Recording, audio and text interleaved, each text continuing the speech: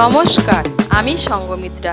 আমার এই সহজ রান্না চ্যানেলে আপনাদের সবাইকে স্বাগত। আজ আমি রান্না করছি নিরামিষ দই পটল। আপনাদের যদি এই রান্নাটা ভালো লাগে তাহলে লাইক এবং শেয়ার করবেন, আর আমার এই সহজ রান্না চ্যানেলটাকে সাবস্ক্রাইব করে পাশের বেল আইকনটা দাবাতে ভুলবেন না। নিরামিষ দই পটল বানানোর জন্য প্রথমেই লাগবে পটল। এখানে আমি 300 গ্রাম পটল নিয়েছি।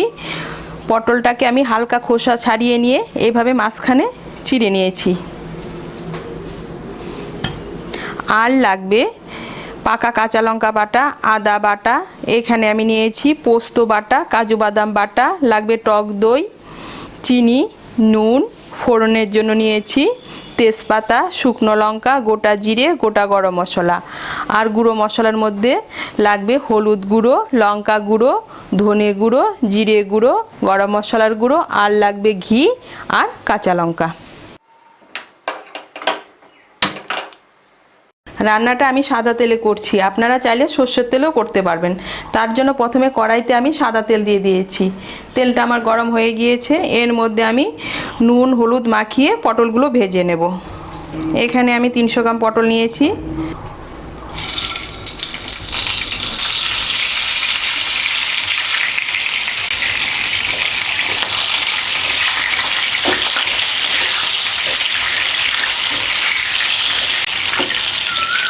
এই দেখুন, পটলগুলো আমি ভেজে নিয়েছি। এখন আমি পটলগুলোকে তুলে নিচ্ছি।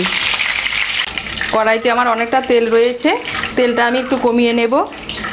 কড়াইতে আমার 2 বড় চামচের মতো তেল আছে।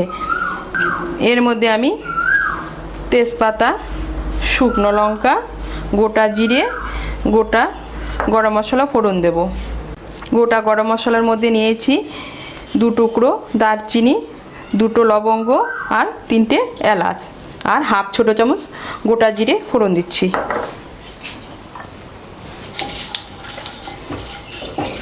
দিয়ে একটু নাড়াচাড়া করে নিয়ে এর মধ্যে আমি দিয়ে দেব আদা বাটা আর পাকা কাঁচা লঙ্কা বাটা।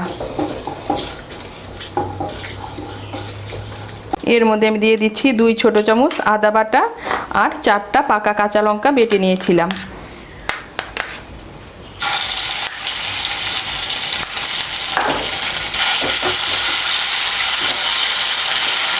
আদা বাটা আর কাঁচা লঙ্কা বাটাটা মিশিয়ে নিয়ে এর মধ্যে আমি দিয়ে দেব গুঁড়ো মশলা। আমি গুঁড়ো মশলাগুলো দিয়ে একটা পেস্ট বানিয়ে নিয়েছি। এর মধ্যে আছে হাফ ছোটো চামচ হলুদের গুঁড়ো, 2 ছোটো চামচ জিরের গুঁড়ো, 1 ছোটো চামচ ধনের গুঁড়ো আর 1 ছোটো চামচ লঙ্কার গুঁড়ো। এই পেস্টটা এখন আমি এর মধ্যে দিয়ে দিচ্ছি।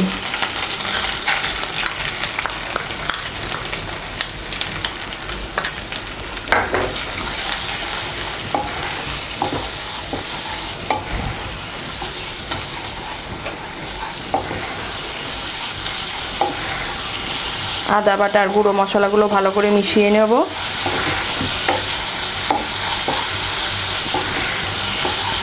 মিশিয়ে নিয়ে হালকা একটু ভেজে নেব। এই দেখুন, মিশিয়ে নিয়ে হালকা একটু ভেজে নিয়েছি। এখন এর মধ্যে আমি দিয়ে দেব পোস্ত বাটা আর কাজু বাদাম বাটা। আমি এখানে 10-12টা কাজু বাদাম বেটে নিয়েছি আর 2 ছোটো চামচ পোস্ত বেটে নিয়েছি।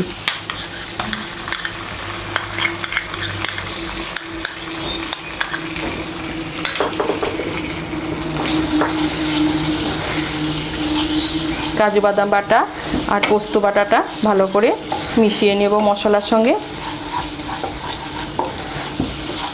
মিশিয়ে নিয়ে আমি মশলাটাকে আরেকটু কষিয়ে নেব। এই দেখুন, মশলাটাকে আমি আরেকটু কষিয়ে নিয়েছি। এখন এর মধ্যে আমি দিয়ে দেব টক দই। আমি যেহেতু দই পটল বানাচ্ছি তাই এর মধ্যে টক দইটা একটু বেশিই পড়বে। এর মধ্যে আমি নিয়ে নিয়েছি হাফ কাপ টক দই। টক দইটাকে আমি ভালো করে ফেটিয়ে নিয়েছি।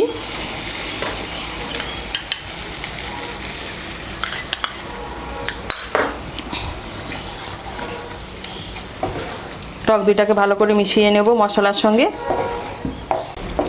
টক দইটাকে ভালো করে মশলার সঙ্গে মিশিয়ে নিয়েছি। মিশিয়ে নিয়ে মশলাটাকে আমি আরেকটু কষিয়ে নেব। এই দেখুন, টক দইটাকে দিয়ে আমি মশলাটাকে আরেকটু কষিয়ে নিয়েছি। এখন এর মধ্যে আমি দিয়ে দেবো ভেজে রাখা পটল।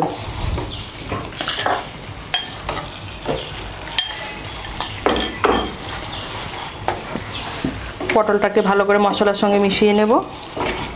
ভালো করে মিশিয়ে নিয়েছি। এখন এর মধ্যে আমি দিয়ে দেব স্বাদ মতো নুন আর স্বাদ মতো চিনি। আমি পটল ভাজার সময় নুন দিয়েছিলাম, তাই নুনটা এখন একটু কমিয়ে দেব, লাগলে পরে আবার দেব।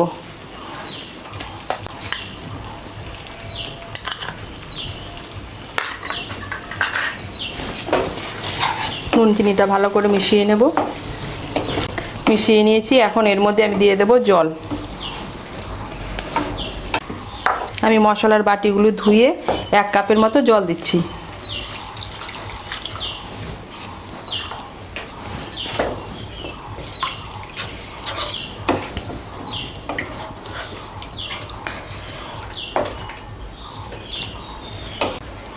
এখন আমি ঝোলটাকে একটু ফুটতে দেব। এই দেখুন ঝোলটা আমার ফুটে উঠেছে। এখন আঁচটাকে মিডিয়াম করে আমি 5-6 মিনিটের জন্য ঢেকে দেব, পটলগুলো সেদ্ধ হওয়ার জন্য। আঁচটা কমিয়ে আমি 5-6 মিনিটের জন্য ঢেকে দিয়েছিলাম পটলগুলো সেদ্ধ হওয়ার জন্য।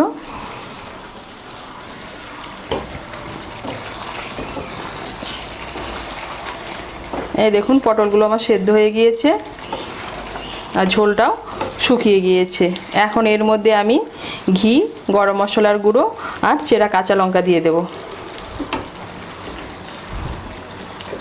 এর মধ্যে হাফ ছোট চামচ গরম মশলার গুঁড়ো দিচ্ছি।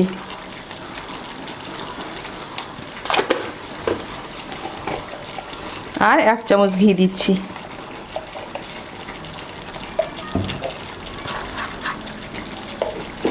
ঘি আর গরম মশলার গুঁড়োটা ভালো করে মিশিয়ে নেব। মিশিয়ে নিলেই তৈরি দই পটল। এটা কিন্তু নিরামিষের দিনে বা নিরামিষ যে কোনো অনুষ্ঠানের দিনেও আপনারা বানাতে পারেন, খেতে কিন্তু অসাধারণ হয়।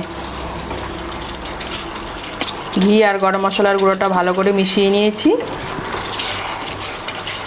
আর আমার তৈরি হয়ে গেল দই পটল। এখন আমি গ্যাসটা বন্ধ করে 2-3 মিনিটের জন্য ঢেকে রেখে দেব। 2-3 মিনিট পর ঢাকনা খুলে পরিবেশন করব।